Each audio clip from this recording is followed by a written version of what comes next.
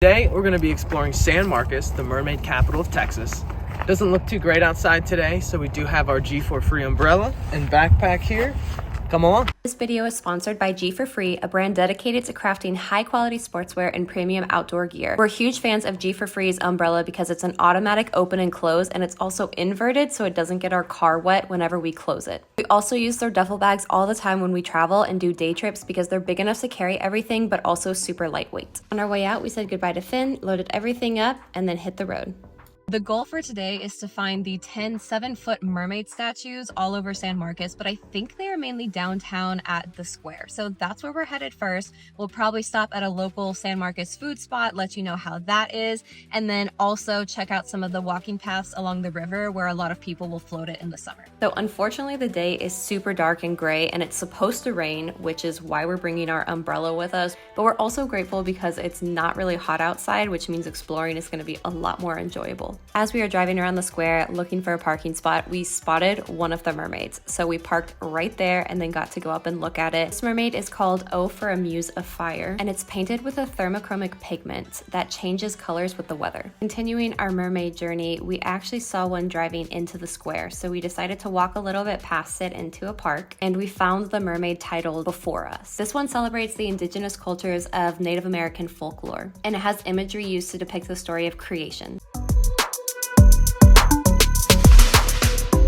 The next mermaid we found was called Mermaid Playground, and it was inspired by the old Aquarina Springs theme park.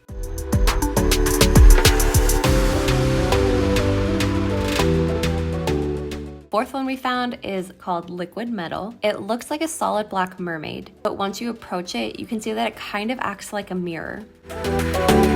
We kept walking around the square, and that is full of restaurants, bars, places to spend time, and it really is just the cutest place.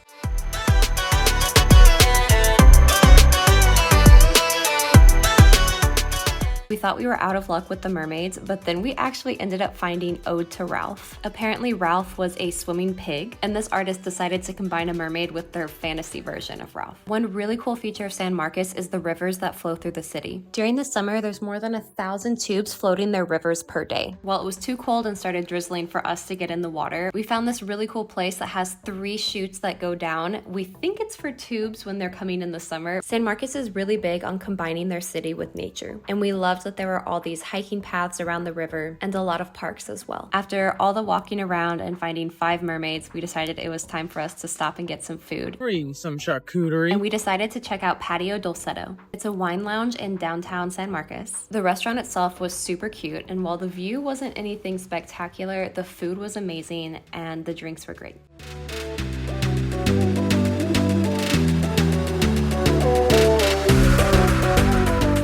We ended up getting a charcuterie board and a pizza that had pears on it that we would highly recommend. We even got to try out their martini flights too.